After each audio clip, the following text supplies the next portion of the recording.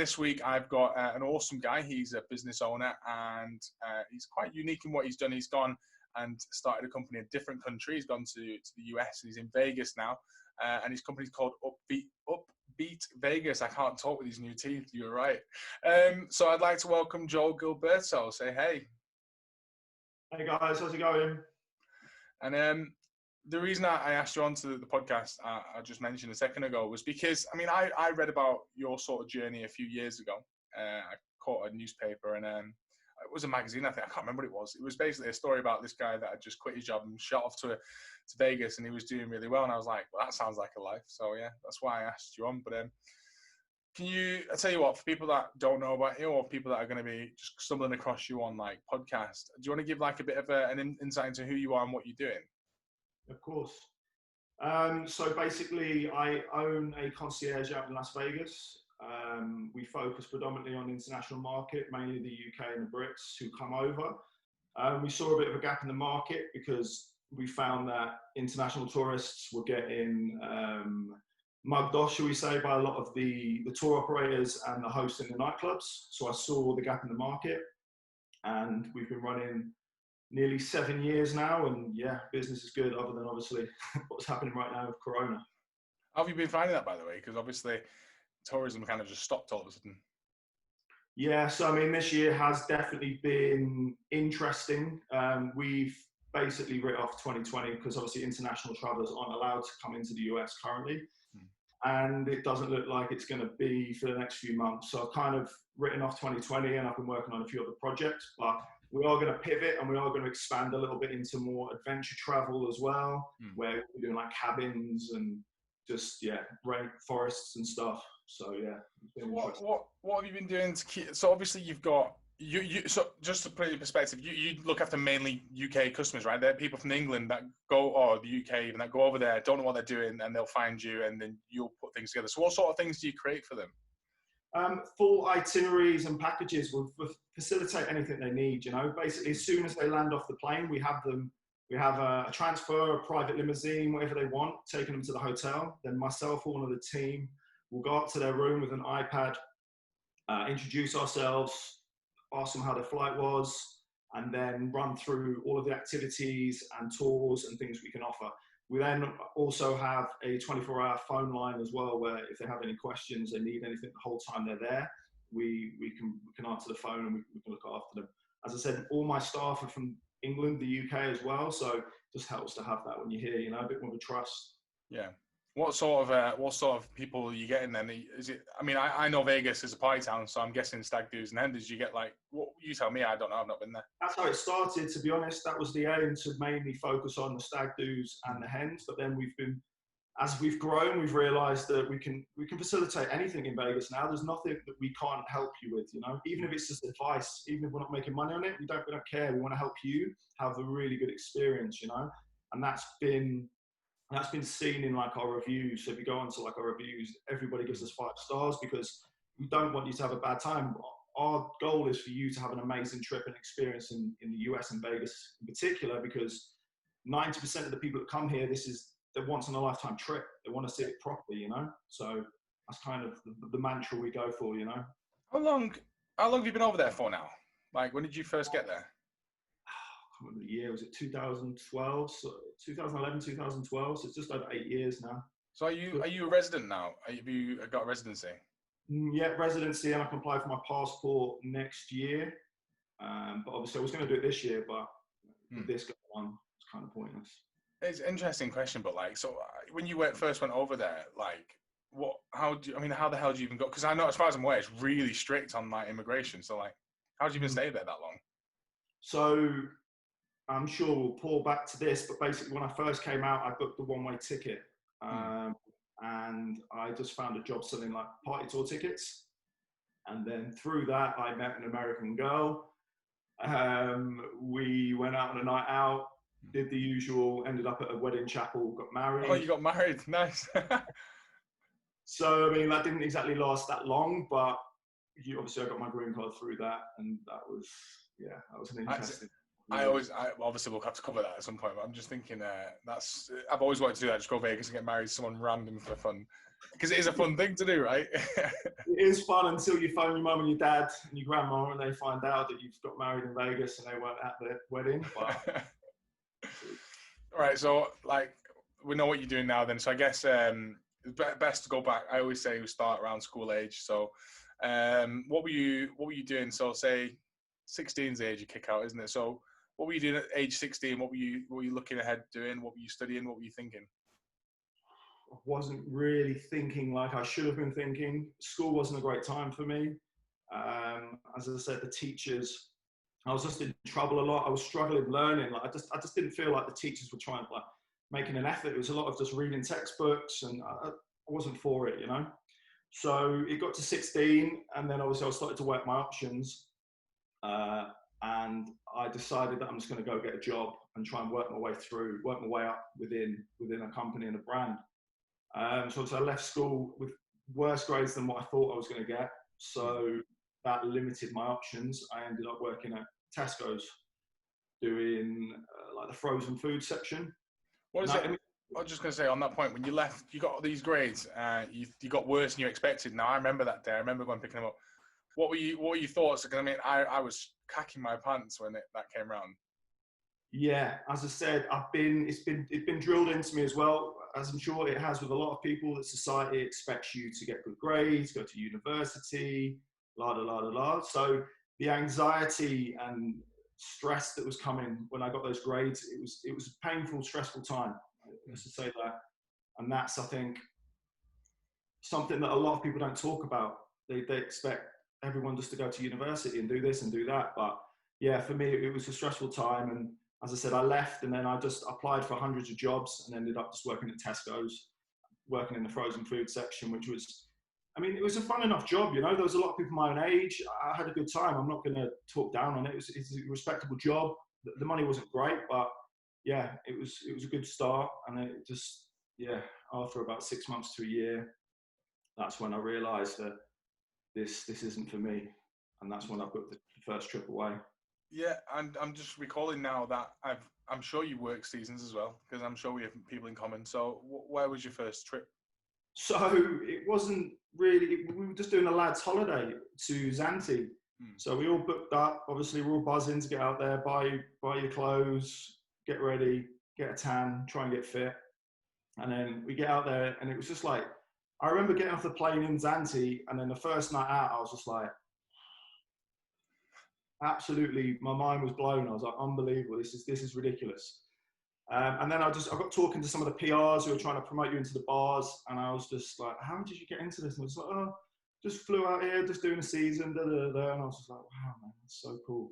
And then it got to like the last day, and we're all going to get on the bus, and I don't know, something just clicked, and I was like, no, I'm not going home. I'm staying. So I told the boys, they were like, no, stop joking around. I was like, no, I'm serious, I'm staying. They're like, all right, cool. So then I remember walking down the strip just with my bag, and then I managed to find a place to stay and find a job all within a couple of hours. I mean, it's so easy to find a job out there, you know, and it's kind of set up for you. So yeah, the first night I worked, and it was just, yeah, it was unbelievable. And I ended up staying out there for about 6 months. And so you must have gone early summer on your holidays, is that right? Yeah, I think it was April or May. I was like one of the last to leave the island. Like, you know, in Zante, the season kind of ends, but there's still a few people knocking about. And I was one of the last to leave. And then obviously went back home, and yeah, straight back into another job I hated. Yeah. So were you working in the winters and then you would shoot it in the summer? Well, that was the first time I did it. So then I came back, and then obviously my parents did the usual, oh, you need to find a job now, Joel. You need to settle down. You need to do this. You need to do that. And I was like, okay, all right, sweet. So I found another job, working similar retail. I think it was for John Lewis. And I did that again for another 6-7 months. And then again, I realized this wasn't for me. And that's when I went to Tenerife, because I realized it was all year round, and I could spend a little bit of time there in winter and in summer. So yeah, I spent a good couple of years in Tenerife, and I really enjoyed Tenerife. Did you stay right through then? You never came back? Through, yeah, never came back for 2 years. That was a good education, Tenerife, you know, because obviously you have to like the other thing that you have to do when you're away is really good character building, because obviously you've got to manage your money, accommodation, find yourself a job, make sure you're okay, eating okay. And yeah, it was really good education, as I said, Tenerife. I really, really enjoyed it. It's very similar. Parallels with that. Sort of my growing up was I got kicked out of college and then I went away, and then I would come back in the winter, work somewhere terrible to save up enough money to get a ticket and go somewhere else, and after a while that just became life.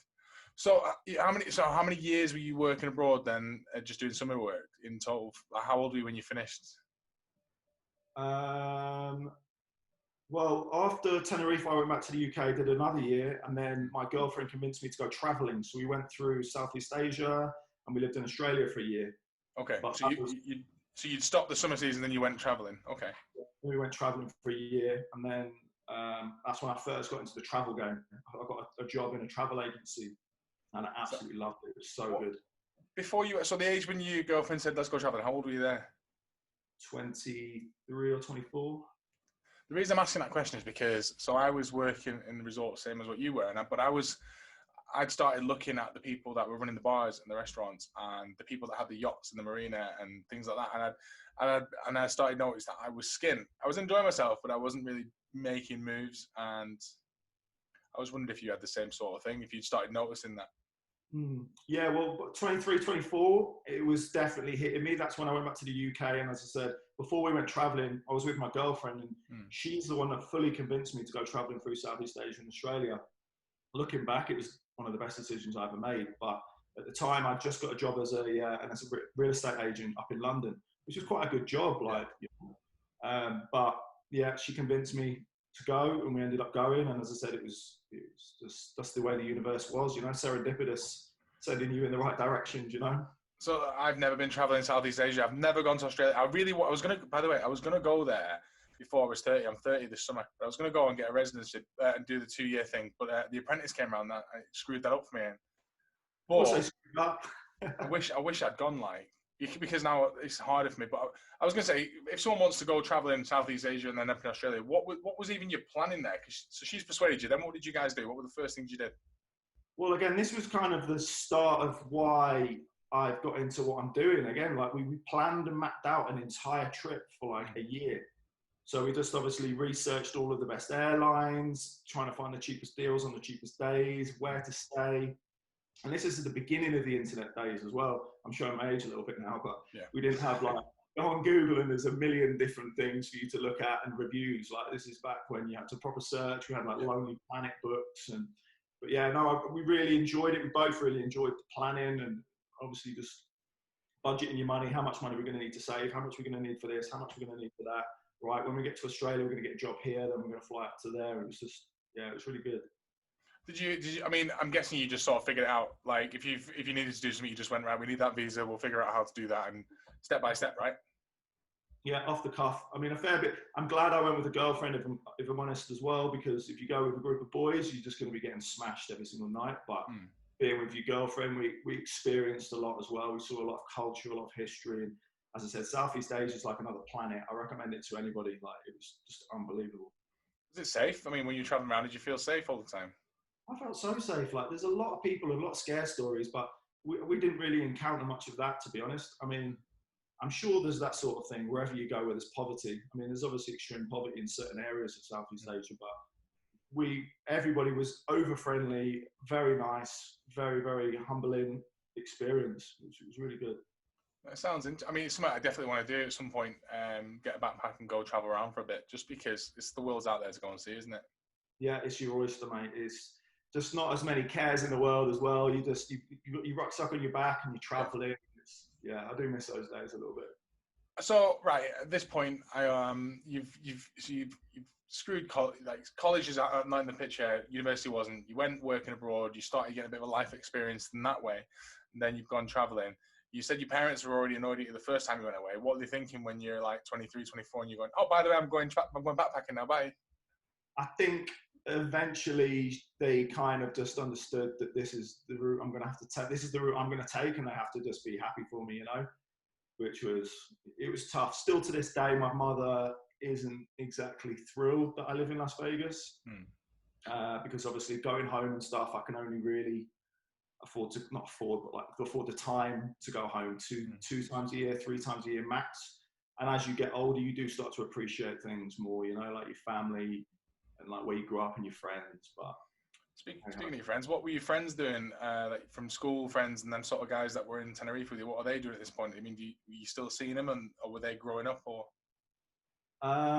Most of them have grown up, got a job, and just, yeah, 5 kids, house, mortgage, car payments. But I mean, weirdly, some people actually want that. That makes me happy. No, of course, there's nothing wrong with that. If that's what you want, brilliant.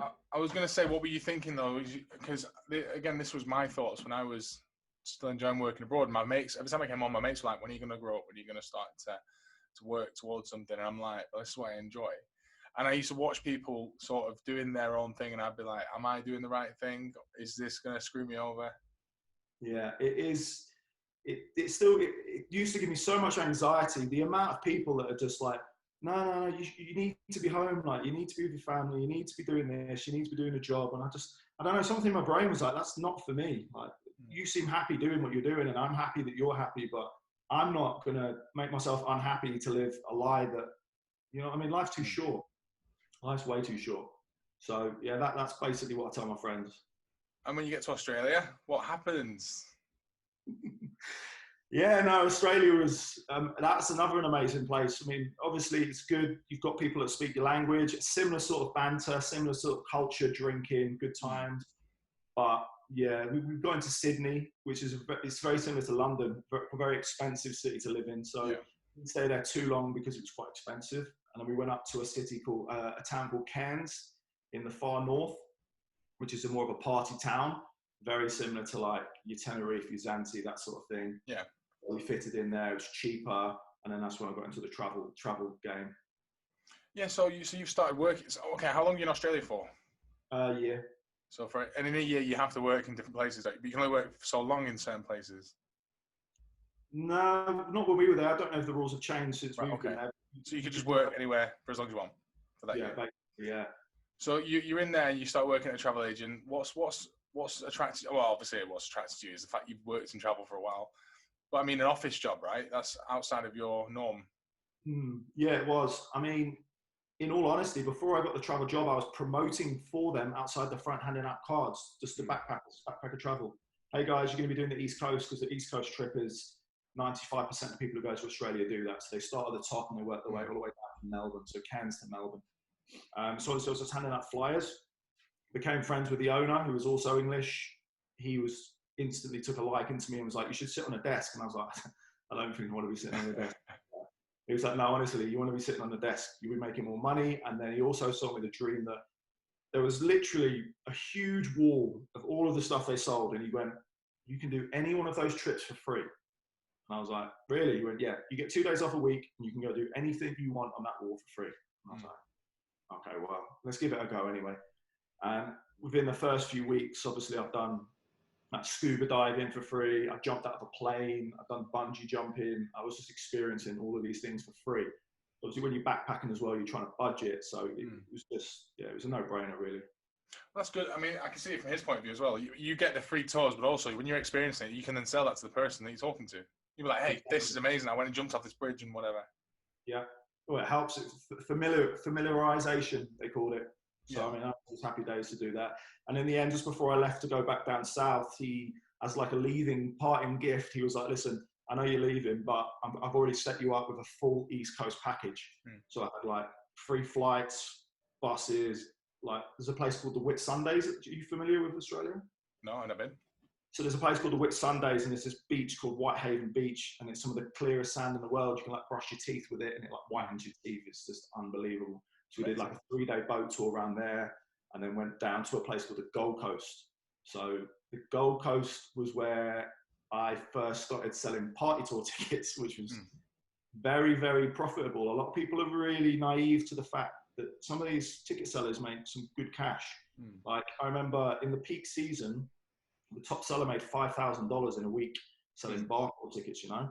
So we stopped there for a few months, and that's when I started selling barcode tickets for a bit. And I managed to save like $5,000 over a few months. And that's when we flew back to the UK.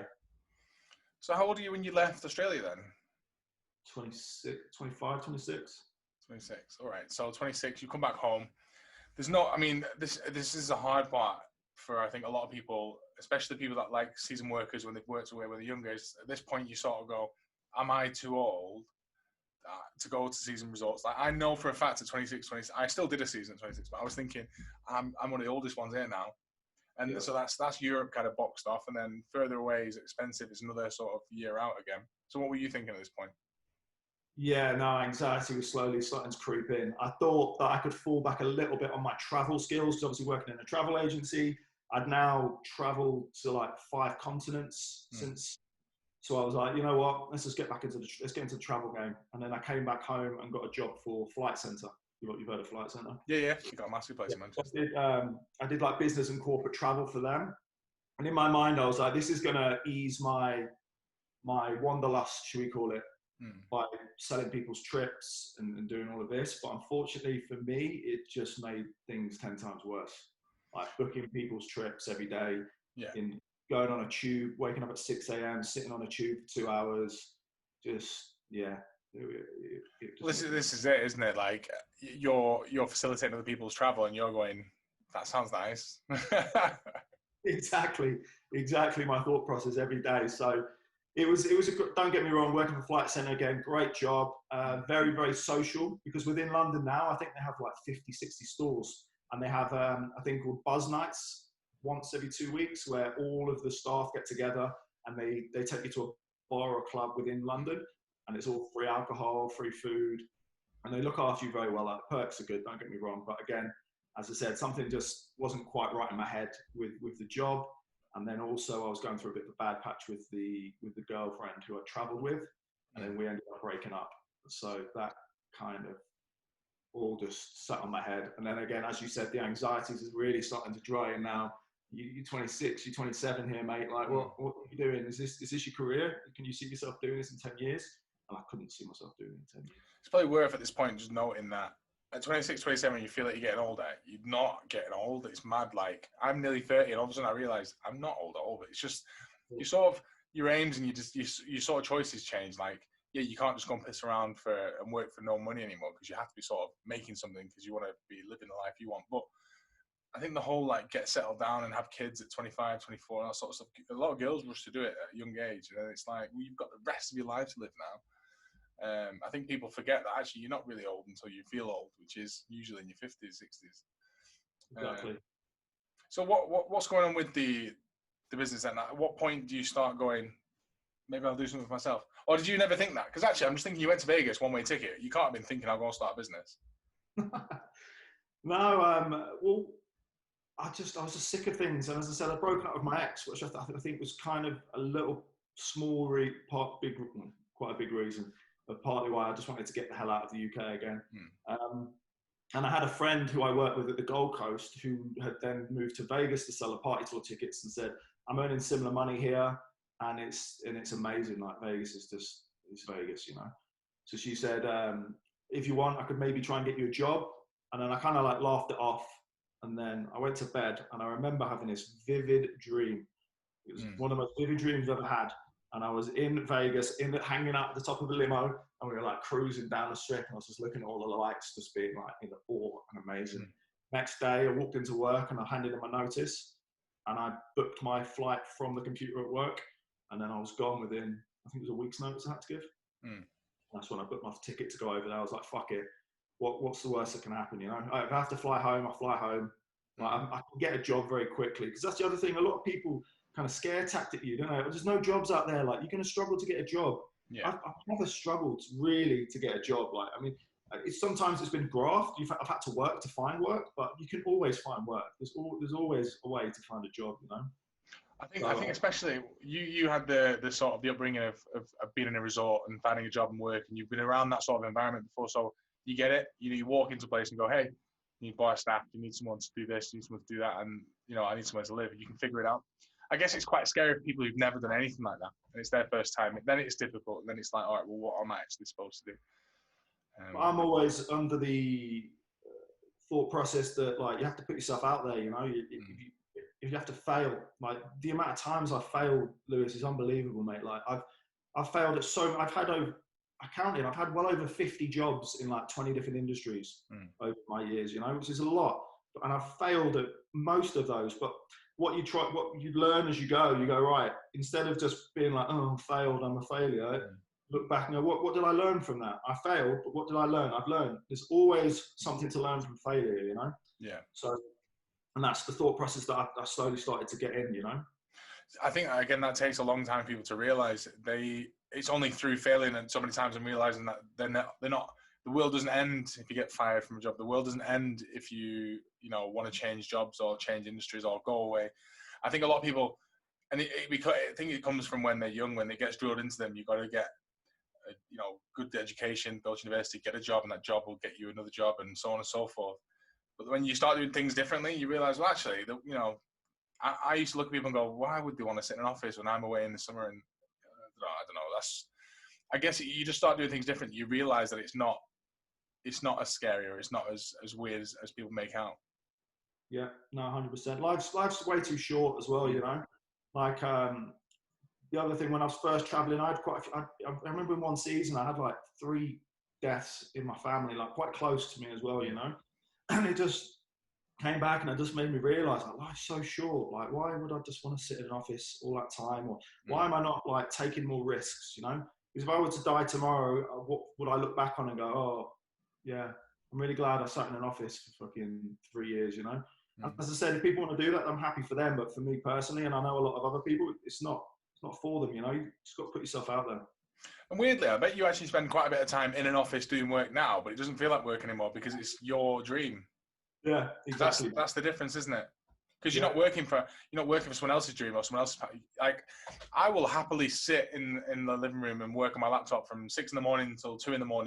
and not even look up and not even eat and forget that I'm working, because it's not work anymore. I'm working, I'm hitting a hustle or whatever. So, yeah. No, I agree with that completely, mate. As I said, that's one of the other reasons I kept losing and like getting fired from jobs.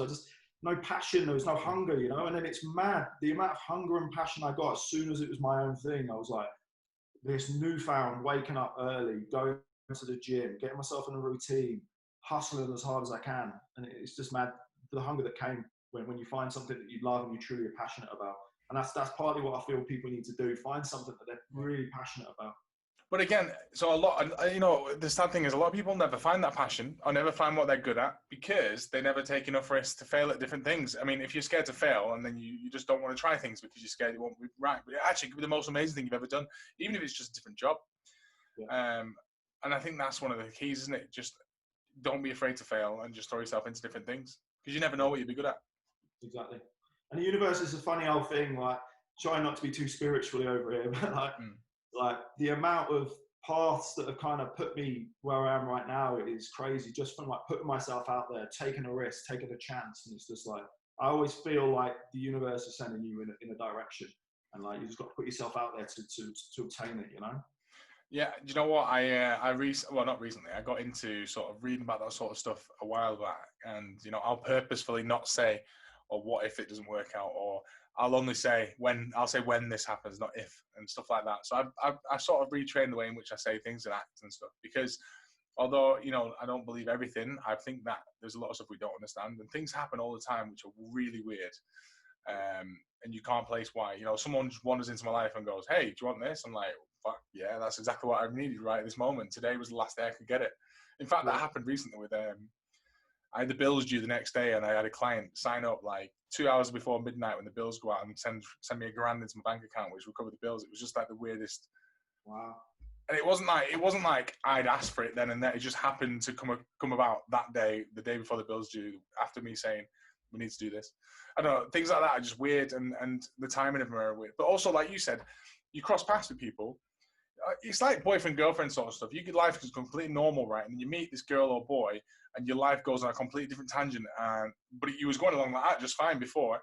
And then you meet that person, you go bump like that, and you're on a completely different timeline. Madness. I think a lot of people don't realize that happens in all areas if you put yourself out there. Yeah, it's crazy, mate. Like the amount of people I've met and friends I have from different cultures, different worlds, just completely different for me. I like it when I meet someone who's completely different from me, some completely different things. I love just like hearing their stories, hearing about what they've done, like why they did it, and just getting to meet new people. It's a very social job of working. I get to meet thousands and thousands of people every year. Just it's I love it. So you're working. You're basically in Vegas now. You've flown out. You've screwed off the job, which wasn't right, and you've got a job again in Vegas, which I'm guessing was ticket selling. You said. Yeah. What's the journey then from there to you saying, all right, I'm going to try and do something myself? What's the thought process behind that? What happened? A lot of anxiety and a lot of failure again. So I was selling the barcode tickets. I was making good money, and then it got to like a year of doing that, and again it started to dawn on me a little bit. Now I'm like, okay, I'm 27, 26, nearly 27 now. It's time to do something. So I approached the owners about setting up a franchise in California of their bar tour. Sent them a full proposal. They bit. I was setting it up within a month. I was in California setting up a franchise of their brand. It got to about 6 months in. The whole thing's set up. I've done all of the work. I've put in mad hours. I've grafted, and then. For some reason, I can't remember who it was or what happened, but I had to look at the contract because, like an idiot, I didn't fully read the contract or take it to a lawyer. And it turns out that they owned that franchise. I was no owner. I was just managing it. So when I found that information out after I'd been there, set the whole thing up, didn't come down once. I literally set the whole thing up. And to find out that I've got no partnership or any ownership of it, it frustrated me. And obviously, I went through a bit of a dark phase, and then I ended up cutting my losses, and I came back to Vegas, and I bit my tongue and worked again for them, just selling barcode tickets until I could find something else. And then, as I said, the universe helped me again. I randomly met this English girl who was a VIP host at like a small club, and we became friends. And then I found out like a month in that her brother was the CEO of Hakkasan Group, which is the biggest like nightclub management company in Vegas. And she was like, you should come work for me. So then I managed to get a job there working at Hakkasan, working as like a VIP marketing host, which was still to this day one of the most craziest jobs I've ever had in my life. It was just unbelievable. You're dealing with celebrities, footballers. And my job was, when they come to the ropes, to go over, introduce myself. Hi, I'm Joel. Anything you need whilst you're here, walk them to the table, make sure they understand the bill, party with them basically, and just not get too drunk, and just have a great time. Got to meet like DJs, celebrities. It was just unbelievable. Absolute, good times. To be honest, I see that as sort of like standard though in Vegas, isn't it? Like wherever you turn and wherever you go, you just bump into it because it's just a place where they all go and throw it back. Yeah, but the only thing is with VIP bottle service in Vegas is a completely different animal to anywhere else in the world. So all these celebrities have like their own area. They're dropping hundreds of thousands of pounds and dollars on like bottles and stuff. So that unless you buy a table, you ain't getting anywhere near any of the celebs. Yeah. So that was one of the main reasons I got to socialize and hang out with them so much as well. That's quite cool. Yeah, no, it was. And so that I can already see where this is going now, because then if you're watching, you're essentially hosting celebrities and you're hosting people in clubs and bars. So you must be looking at, that's when you start seeing like a concierge sort of style service, right? Yeah, well, I kind of looked at you call it a lower market of tables, still not lower. The cheapest table in a nightclub is $2,000, which is still quite a lot of money, So I kind of noticed that the lower to middle market were not being catered to very well. Like they'd come to like the VIP line and they'd sometimes stand there half an hour still just to get in and get a table, even though they're spending £1,000 to £2,000. So I was like, that's not right. I don't agree with that. And then also, as soon as a host would hear somebody with a British accent or an Australian accent, their minimum spend went up by $1,000 every time. So I heard and saw this, and I was like, there's a niche here, there's a gap. And what happened? Yeah, it was my birthday. 6 months in, it was my birthday, and they gave me a comp table at a pool party during the day, and I had to work the same night, which I still to this day think's a little bit mean. That little carrot doing that. Oh, there's a free table, free alcohol at a pool party. Go do that, but you've got to come to work later. Make sure you don't drink. It's like, Yeah, it's ridiculous. oh, yeah, I got absolutely leathered, stripped down to my boxers and ran through the MGM Casino Hotel, straight past my boss who saw me, and then didn't show up to work that night because I passed out. I think you can get a job back then.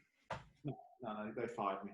So from then, again, another 3 weeks of just feeling extremely sorry for myself. And then I can't remember what the catalyst was, but I was like, fuck it. If I'm going to set up a business, now's the time, you know? I've seen that gap in the market. I've got all of the network, all the connections I need. Like, let's go.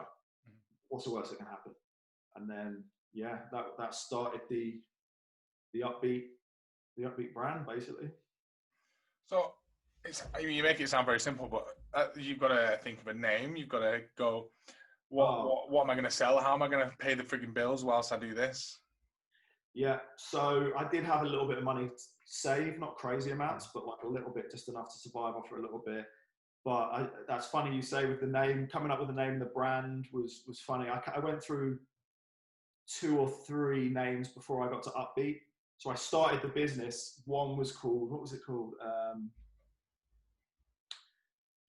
iVegas Now was the first one I came up with. So in my head, I thought, this is brilliant. Yeah. So I started doing all my branding, learned obviously about how to get designers in. Because obviously when you start up a business, no one understands unless you own a business, how much you have to do. You're running every aspect of that business, you know? So I started with the branding, paid for all of the branding to be done, paid for the website, paid for everything. And then I posted it on social media, being dead proud of myself. And then the first comment was, all I can read is I've gas now. So I flat out said, I've gas now. So then as soon as I saw that, it was game over. I was like, nah, it has to change. Some of my mates were like talking me down. No, mate, it's fine. Like no one else is going to notice that.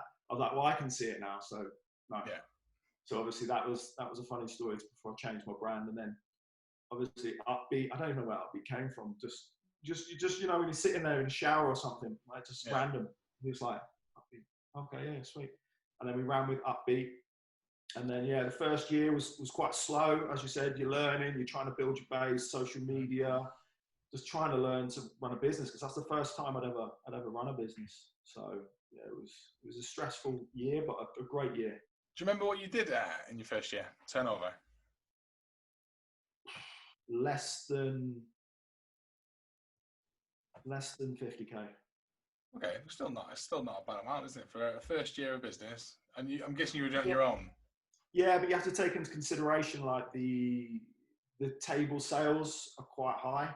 So obviously, if the cheapest table you can do is $2,000, 50K, it's okay. Don't get me wrong. I was still proud and I was still happy, but compared to what we're doing today with such high product costing, it was Again, I was happy with it, but yeah. So you were working on your own, I'm guessing, and you were just trying to find people to buy these tables. Yeah, so I did a mix of promoting on the strip, made myself some hats, got some t-shirts made, got an iPad. I was just approaching groups of guys on the strip, walking up to them. Hey lads, what are you up to tonight? Oh, you're English, brilliant. I'm from England, you're from England, sweet, instant rapport. Let me tell you about what we can offer you. This is why you use us. This is why you're going to trust me. Here's my social media. Here's my website. And then social media did pretty well, to be fair. Like I built up a reasonably good following on Facebook just through all my traveling, putting up funny photos, stupid videos of me doing dumb shit. And that kind of like built me a nice base. So from there, that between me hitting the strip was enough to get by. When did you really feel like it was starting to grow? Second year, I thought, right, it's game time. Let's get a sales team in. So I hired, I think there was like 12 of us. So they all flew over. I helped them with accommodation, helped them learn about the product, learn about the city. Because I mean, the other thing about Vegas is huge. There's like probably over 100 bars and clubs here, 20, 30 pool parties. There's quite a lot to learn, like where the casinos are. So obviously the first week or two, I'm like taking them out, right, this is where the casinos are, which clubs in which casino, which pools in this day, what day do these pools run, what day do the clubs run, so forth. And then obviously we went out there, and then I just kind of just like, right, approach people. And they're like, we still don't really feel comfortable. But I was like, nah, best way to learn get yourself fucking out there and just have a chat with people. So like they're fucking out there. Hey guys, how you doing? Yeah, I'm from England. You're from England. And then I'd kind of like step in if I see that it's going quite well. They've stopped them. They've managed to qualify them. Then I'd kind of like step in and they'd watch me and they go, oh, okay, and they'd slowly learn. And then obviously we did that. And then that summer was, yeah, crazy. It was a really, really good summer for us. What year are we in now? What year is that? 2000. Must have been 2016 or 17. Right. Okay. I'm wondering. I'm going to check something. I wonder if that was when I messaged you first time because I'd seen you somewhere. I don't know how I came across you. I think we've got quite a few friends in common from. You did your seasons in Napa, right? Yeah. Well, I'm just looking. Like, yeah, 2016. I wrote, hi, Joel. Quick question. You might be able to help me make some decisions. Your company followed me. Oh, you followed me on Instagram. There you go. I saw you managed to gain employment in Vegas originally after spending years working abroad. I've just finished my 8th season, getting my master's degree, and I'm looking to make a move somewhere out of this country. How did you manage to find work over in Vegas? And what do you advise if I want to make the move over there and spend some time? See, these questions I'm asking you now were already asked in 2016. There you go. It came back to me, I remember we had a chat. I don't know if it was you I spoke to. I was on the phone. I was sure I was on the phone to someone. And I was like, fuck it. You were saying, like, you just put a sales team together and everyone was living together in a certain area. And you were like, you should come over. And I think it was you. It might not have been you. But I remember. Yeah, just remembered then. Because that is, like, the questions that I was asking you there, the same questions that I think a lot of people have. Is like, how the hell do you end up in Vegas? How do you, I mean, starting a business is one thing, but actually starting a business in another country where, like, already, like I said, in a place where it's generally less immigrated to because it's so stringent. And then you've got, yeah, it's just a whole, you're on your own. You're out there trying to figure it out all by yourself. But the good thing is, I'm guessing you met a lot of British people, which obviously helps with the rapport building and the sales. Yeah, so the company that I first worked for selling the bar crawl tickets, probably 50% of their sales team were from the UK and Australia, which was a godsend, to be honest. Like, I mean, don't get me wrong, I love Americans, but a big percent of them really do grind my gears after a certain amount of time. They don't understand the humor, the sarcasm. So it can get a little bit tedious sometimes hanging around with constantly Americans. So I'm really glad that they had that network of Brits and Australians, and it's good for like homesickness as well. Like you obviously do homesick, everybody you would do, and I still do to this day. And obviously we can shoot the shit, talk about home, like discuss foods, banter, standard stuff. So from that was good to have. And it also helped when I brought the team over that there's also a network of Brits here for you guys. So if you're feeling a bit homesick, I know you've got each other, but you've also got other people that you can go meet as well. So you've got a sales team together at this point, and you did really well in the second year. So I'm guessing your third year, you carried on with that same sales team. Yeah. Did you smash it? You get more sales in the third year? Yeah. So, I mean, from the first year to the second year, we probably tripled the turnover. And then the fourth year, we grew by, I think, like 5%. Okay. And then like the fifth year was when things took another big jump. So I'm guessing you started adding in other services because you started with tables, right? And then you've started going, right, well, why do we have limos and why don't we have these shows? And like, the history of me working in travel kind of helped with that because I was like, why are we not offering other services? When people come to town, they have a budget. You know, why are we not catering to the entire budget? Like, I've experienced everything Vegas has to offer. I can tell you where the best places is. Like, you want to go do a Grand Canyon tour? I can tell you who the best company to use is, which helicopter to use, which gun range to go to, which strip club do you want to go to. Anything you need, I can facilitate now, you know? So I was like, you know what, let's just phone these guys up. So I just phoned all of the brands that I consistently use or send people to. And they're like, yeah, do you want to set up a third party account? I was like, yeah. And they said, what's your business license? Obviously gave them the business license, website, explained who we are, what we do. And then they set up a commission structure. So now, obviously, we get paid off everything and anything in the city, pretty much. You book them on as well, which is quite good. Yeah. Well, I mean, the good thing is as well, because we send pretty good, consistent numbers to a lot of these places as well, they're looked after. Yeah. And I like to make that a point when I contact these guys. Like, if I'm sending you consistent business, I want my clients to be looked after. I don't want it to be a case of, oh, yeah, sweet. Yeah, not worried. So I think that helps as well. So how many people are coming, obviously before lockdown, how many people are you getting, I don't know, every summer, is it, or a year? coming through upbeat and using your events? I mean, last year we did. It's hard. So we do it in groups, but I mean, it doesn't necessarily say how many people's in a group a lot of the time. Yeah. We're not tracking how many people in a group. We're just tracking how many groups. It's like 2 years ago we did 300 or 400 groups, and then last year we did 750 groups, and then this year we were on target to do pretty well from our deposits in January, but obviously. I guess my question to you would have been like, how were you? So obviously the events and stuff, but how are you dealing with just the amount of people you were dealing with, like meeting and talking to? Yeah, we have a team. As I said, we've got a sales manager, admin manager, we've got a creative director, and as you go and you learn, like, okay, that's taking up a lot of my time. I need to hire someone to take that role. Okay, this is starting to take more of a time. Hire someone to get in there. Yeah. So as I've grown, obviously, as things start to take more time away from me, I focus on that and I go, right, okay, I need to get someone in to fill that role. But ideally, the goal is to be semi-autonomous within the next year or so as well. So people can just book things direct on the website. Because as of right now, I like the personable feel. I want people to feel like you're speaking with someone and they're going to look after you and they're going to be your guide when you get to Vegas, you know?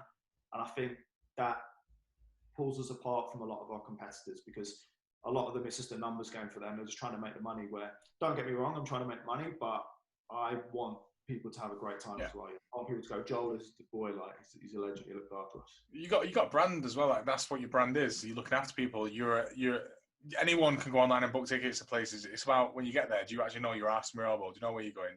Like you can speak to them and tell them, yeah, that event's great. By the way, when you're there, you should do this. Yeah, that's 100%. The difference. And then the other thing is there's a lot of shadiness in Vegas. It just unfortunately attracts it because there's so much money here.